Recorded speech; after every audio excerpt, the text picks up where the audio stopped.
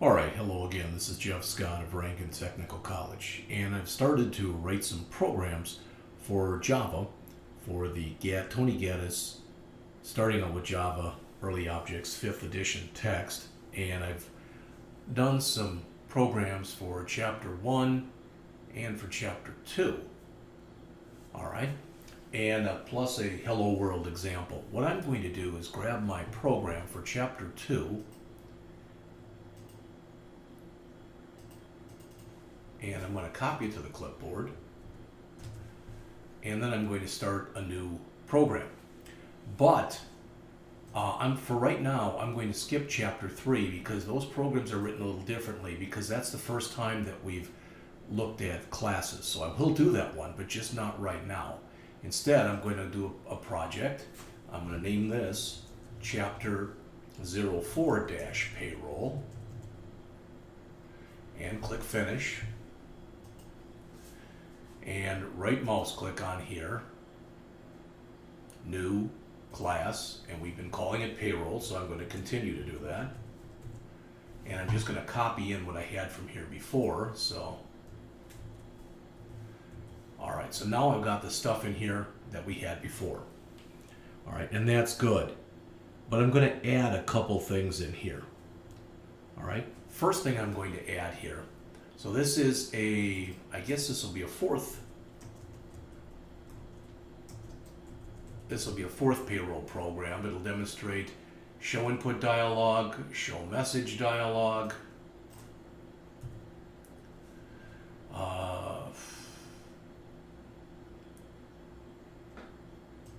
J option paid stuff, constants, decimal formatting,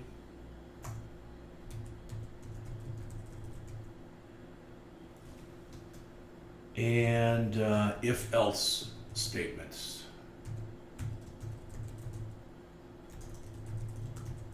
From Chapter 4 of our Gaddis Java textbook. Alright, so the first thing I want to do is I want another import statement in here. You don't have to put your import statements in alphabetic order, but I find that when I do, it tends to make them easier to find when you have a lot of them.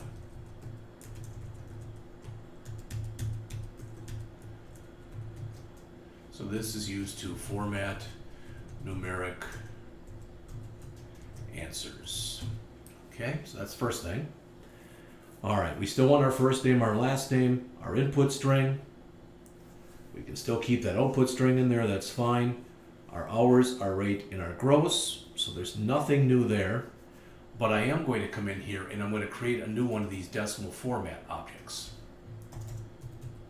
So, create new decimal format object, and that will be decimal format, and I can call this whatever I want, a name that people oftentimes use as formatter, equals new decimal format, $, pound, pound, pound, comma, pound, pound, pound, comma, pound, pound, 0.00. Now this will take a little bit of explaining probably, but what this means, just so you know, what this means here,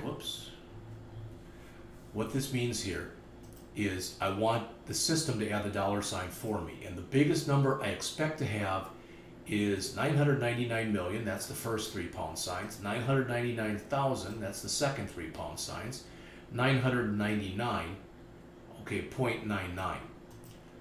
The pound sign means that if there's a digit there, show it, and if there's not, don't show it.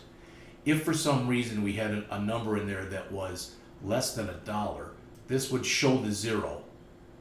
Okay? So it's just a little bit of nice formatting that we can do. So this stuff remains the same. This is all the same here. But the only thing that's going to change, and I want to try doing one more thing first. Window, Preferences, General. Don't remember where this was. Thought it was under Editors. Maybe it was under Appearance. colors and fonts. I want to make the font a little bit bigger. So I want to edit. I'm going to bump that up to 18 point. All right, I think that makes it a little bit easier to see now. Okay? All right, so I'm going to still calculate the gross pay. I'm going to say here, oh, one more thing I want to do, I apologize, is right at the beginning of my program, before I even declare my variables, I want to declare a couple constants.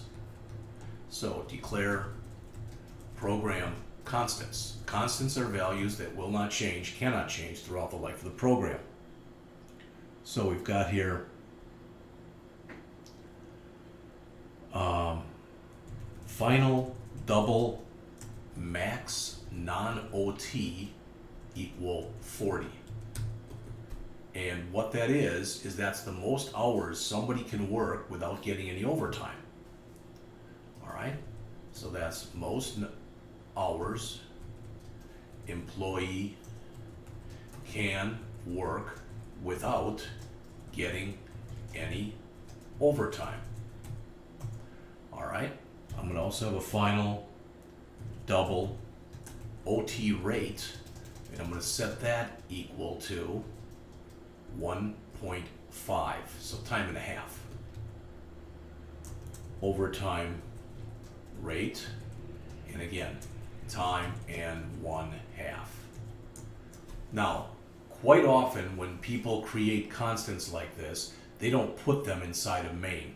They put them at the top of the program. So I'm going to do that because that's better programming practice.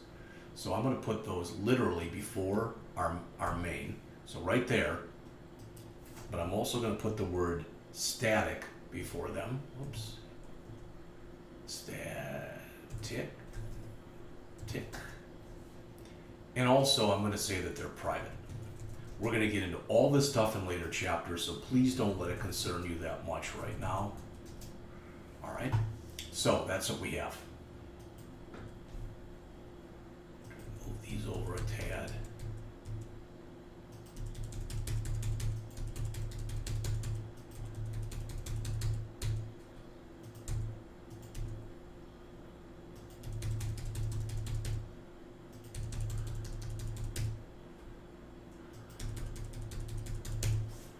All right, so we're still inputting all of our stuff here, and we're still calculating our gross pay here, but here we're going to check for overtime hours or not.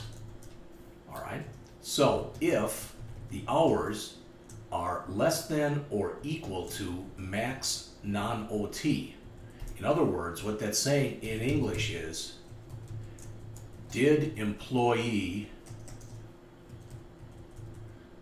work less than or equal to 40 hours, i.e. no overtime coming. All right, so that's what we're checking. So if the employee literally worked between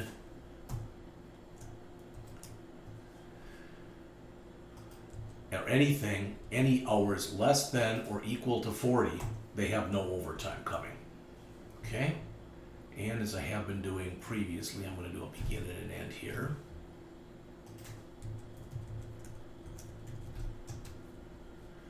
Begin there.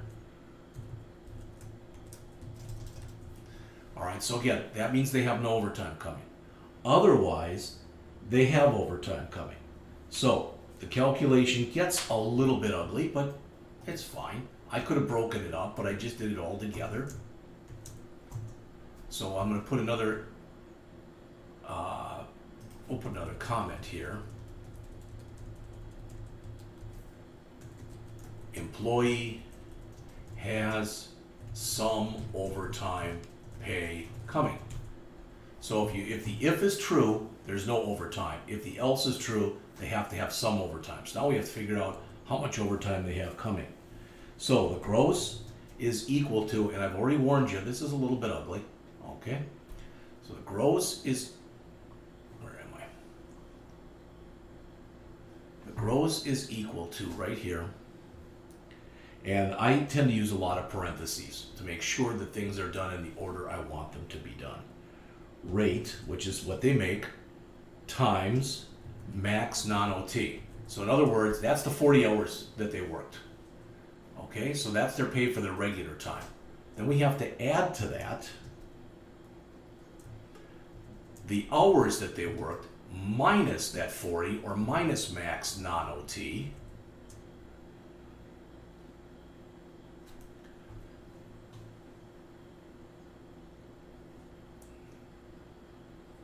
Times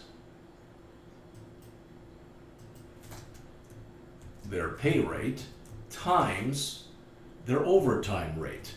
And hopefully you noticed, I didn't say it, but hopefully you noticed that when you have constants in a program, by convention, they're in uppercase to show that indeed they are constants.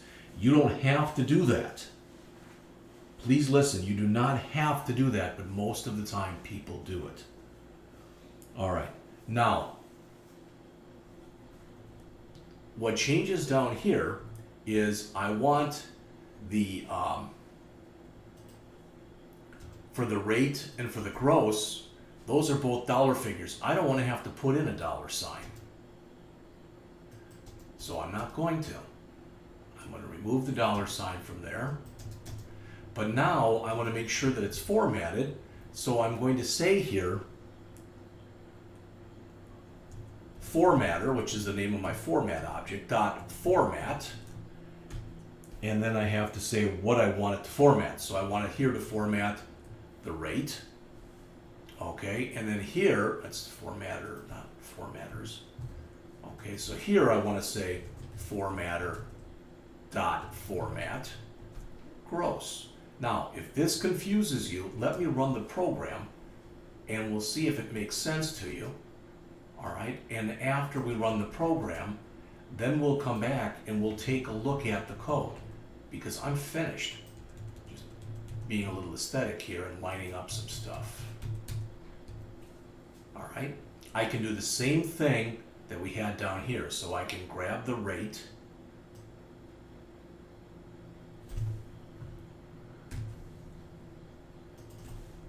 So that, whoops.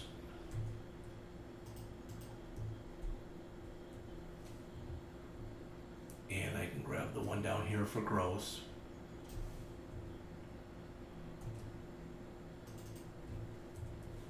All right, so let's save and run it. Enter your first name, Jeff. Enter your last name, Scott. Now, I'm going to put in a 50 here for the hours worked, which means they have overtime coming, and 10 for the hourly rate. So that should mean they get 40 hours at their regular rate. So 40 times 10, all right, that's this. That'll be 400, plus the number of hours they worked, which was 50, minus 40, which makes 10, times their rate, which is 10, times 1.5. So if this is correct, this should come out with $550. And you see it does, and I now have $10, if you notice that, and it has with 2 decimal places. That's the formatter object I use. We didn't use that formatter object on our hours work because we didn't want a dollar sign. All right, also I'm going to click OK, and if I look down at the bottom, you'll see that that's also formatted. I guess in there I forgot to remove the other dollar sign, so I'll just remove that in just a second. So down here I should remove this dollar sign here and that dollar sign there.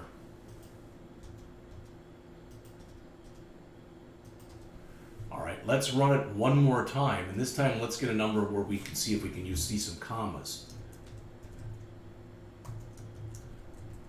Let's say 100 hours, and we make $125 an hour. So now notice we've got 16 comma 250. All right. So what did we do in this program that was different than the previous program? And let's look in here now if it's worked too. And it does. Okay.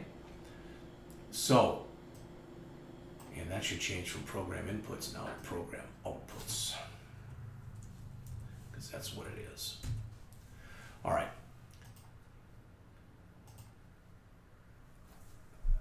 So, taking it from the top as far as what changed in here, of course we changed the comment. All right, we added a brand new import statement. The import statement that we added at the top of our program there was for the decimal format, so we could use a decimal formatter, okay? This is all the same. Then we get down to here, we created two constants. That means while this program is running, we cannot change. That means that neither max non-OT nor OT rate, neither one of them can appear on the on the left-hand side of an equal sign. They can only appear on the right-hand side. So those are constants. This is the most number of hours we can work without getting any overtime. This is our overtime rate.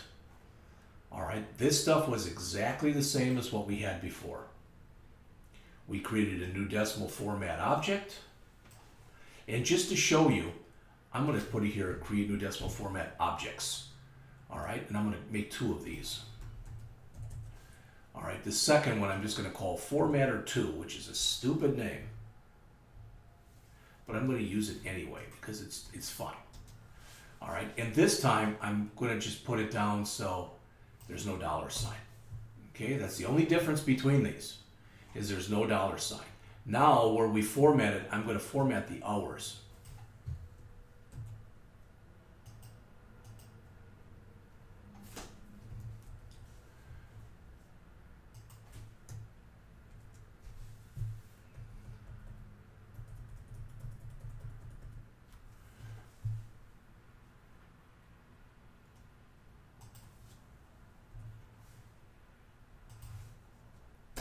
Okay, so I'm going to do that there. And I'm going to do that, or try to do that, down here. All right, so that's the only thing that I've changed. Let's run it again, and we'll put in Sue Bishop. She worked 84 hours, and she makes $20 per hour. Now notice,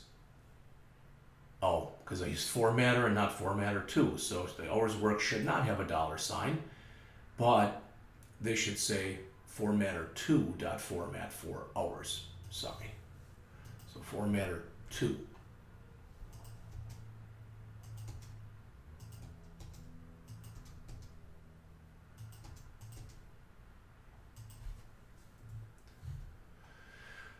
And this one should say formatter2 as well. Okay, so run it one more time. Give Sue Bishop her due. Sue Bishop, what did we say? 84 hours, and she makes $25 an hour. So now notice it's 84.00, and the $25 and the $26.50, which includes overtime. In fact, let's double check that. Let's run it, because if she had worked 80 hours, and she made $25 an hour, she'd make $2,000. That's with no overtime, that's just straight time. But if she worked 80 hours and 40 were overtime, all right, then she makes $2,500. So she made an extra $500 in overtime. All right, so again, and our values here, same thing. So if we look here again, I mentioned everything that we've done new so far. We created two decimal format objects, one called formatter, one called formatter2. We read in the same stuff we did before, but now we calculated the gross pay, and we did it using an if statement, which said if the number of hours that they work is between, if it's between, if it's less than or equal to 40, okay, we still haven't even covered negative numbers. Okay, we'll get into all that stuff in later chapters. But if it's less than or equal to 40,